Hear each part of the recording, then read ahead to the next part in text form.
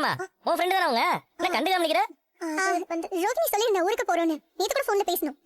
Hi, உங்க husband எப்படி இருக்காரு? நல்லா இருக்காருங்க. பாட்டி, இவங்க ஹஸ்பண்டோட சேர்ந்து தான ஒரு புது ஷோரூம் ஓபன் பண்ண போறேன். அப்படியா? நல்லது நல்லது. வாமா உட்காரு. வா.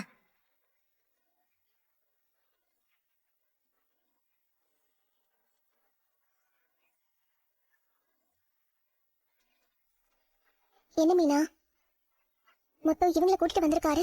அவருக்கு ஒண்ணு தெரிஞ்சிருக்குமா? அவருக்கு தெரிஞ்சிருந்தா இந்நேரம் நீ வெளியே போயிருப்ப. உண்மையை மறைச்சிட்டு இருக்கேங்கிற குற்ற உணர்ச்சி எனக்கு கொண்டுட்டு இருக்கு. இப்ப இங்கே வந்துட்டாங்க.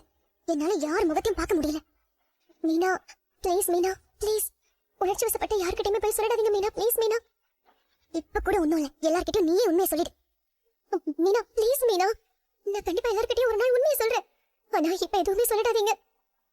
ஏன் வாயை கட்டிடலாம், ஆனா உண்மையை ரொம்ப நாள் மறைக்க முடியாது.